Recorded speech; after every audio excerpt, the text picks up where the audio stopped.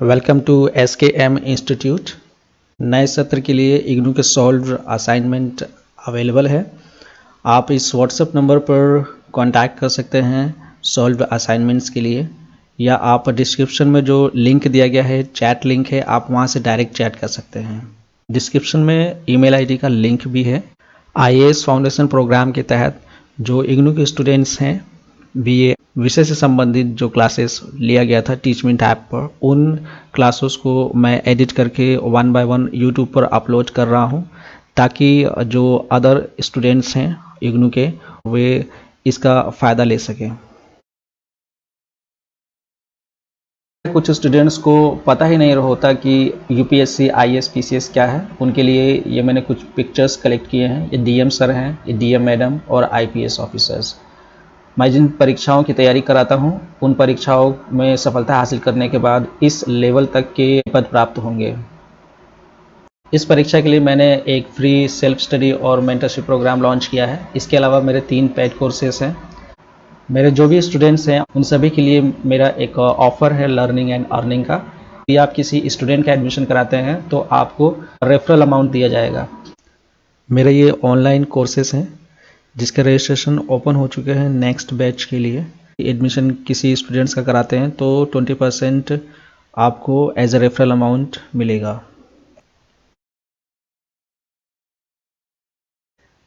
पिछले चैप्टर में हमने पढ़ा था कि जो पुरापाषाण संस्कृति है, पुरापाषाण, तो इसका विकास भूवैज्ञानिक युग में हुआ था, जिसे हम जानते हैं प्रतिनूतन युग।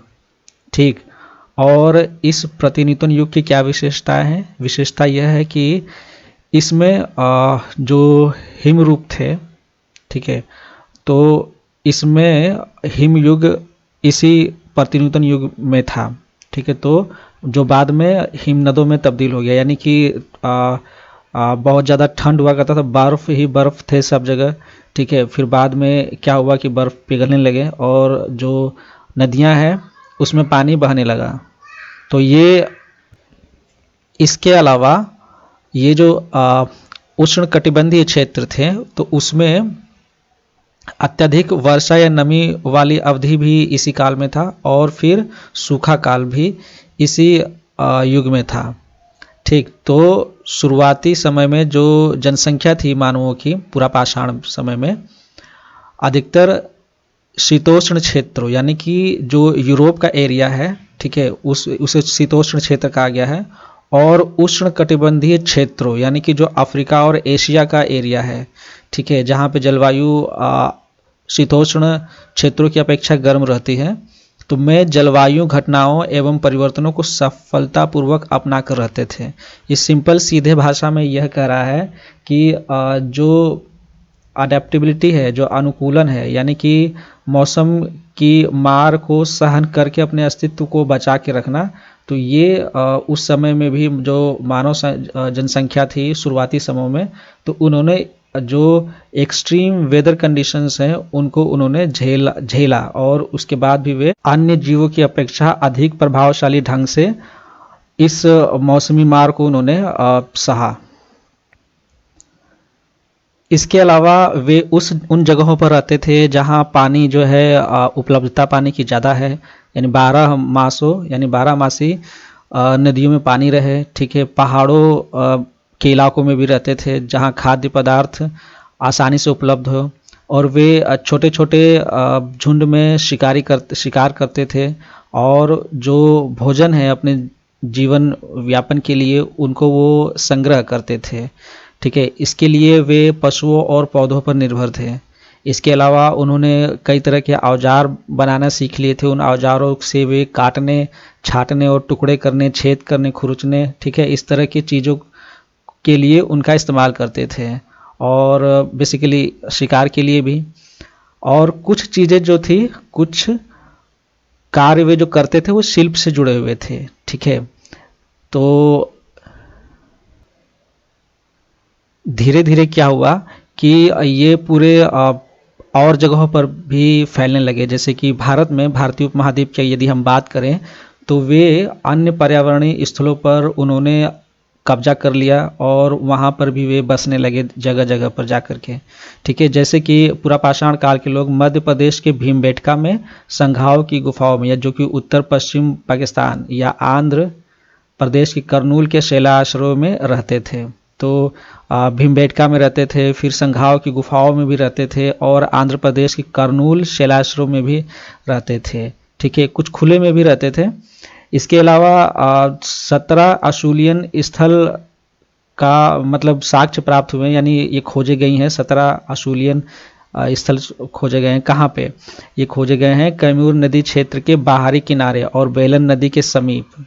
ठीक है, और ये पहाड़ियों के ढलान पर तथा पथरीली चट्टानी सतहों पर है, जो कि कैमूर नदी क्षेत्र के बाहरी किनारों और बेलन नदी के समीप था। तो वहाँ पे क्या है? 17 अशूलियन स्थल खोजे गए। अब जैसे ये अशूलियन स्थल जो है ये पुरापाषाण से संबंधित है, ये हमने पिछले चैप्टर में पढ़ा था। प्रोफेसर के पदैया ने शोध किया था। उनके शोध के आधार पर 1970 से लेकर के आज तक कई सारे पुरापाषाण काल के स्थलों का पता चला है। बेसिकली जो कर्नाटक के हुसिंगी है, हुसिंगी तथा बैचबल घाटी में, तो इसमें 400 पुरापाषाण काल के स्थलों का पता चला, और ये अशूलियन स्थल है जिनका उत्खनन हुसिंगी में हुआ था।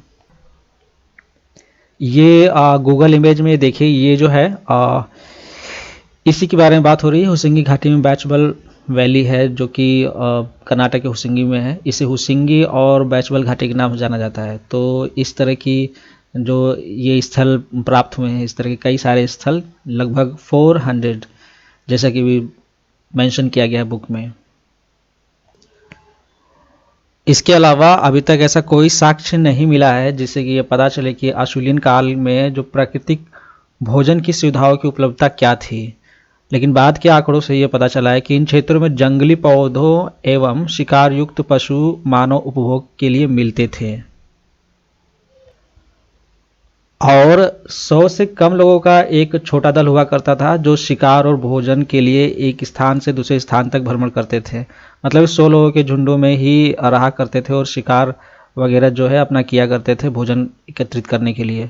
तो लगातार घूमने के कारण ही इनका जो आकार है समूह का वो छोटा रहता था, क्योंकि उसमें कुछ बच्चे भी रहते थे जो कि स्थान परिवर्तन में जगह जगह कई सारी जगह बदलने के कारण उनको बाधा उत्पन्न होती थी बच्चों की वजह से। इसके अलावा ऐसा माना जाता है कि जो शिकारी एवं भोजन संग्रहण वाले लोग थे, यानी कि जो खानाबदोश लोग थे, ठीक है, तो वे खाने को मोहताज होते थे और उनके पास अवकाश के लिए कोई वक्त नहीं होता था। लेकिन ये धारणा एक्चुअली में गलत है, क्योंकि पुरापाषाण कालीन शिकारी और संग्रह करने वाले लोग एक सीमा से अधिक भोजन जमा नहीं करते थे, क्योंकि उनके पास भोजन को सुरक्षित रखने के लिए कोई तकनीक नहीं थी। लेकिन जैसे ही उनकी भौतिक लालसा व उनकी जो ज़रूरतें थी वो सीमित हुआ करती थी, ठीक है, ज़्यादा कुछ ताम झाम नहीं हुआ करता था, तो जितनी ज़रूरत थी उतने के हिसाब से वे चला करते थे। तो इससे बात पता चलता है कि उनके पास पर्याप्त भोजन का इंतजाम अगर हो जाता था तो उसके बाद वे जो है अपना सोना, खेलने और चित्रकारी और जो आराम करने वाले जो उनके साधन थे वे उसमें समय व्यतीत किया करते थे। ठीक है, इसलिए हमें जो है जगह जगह पे पेंटिंग्स वगैरह प्राप्त होते हैं, जैसे भीमबेटका में। ठीक है, तो ये है। अब ये नेक्स्ट टॉपिक है शिकार और भोजन की तलाश। तो इसके संदर्भ में हमें देखना है कि शिकार और भोजन की तलाश किस प्रकार से करते थे।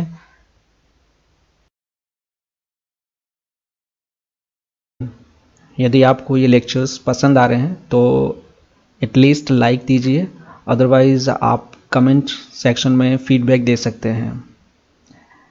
Thank you very much.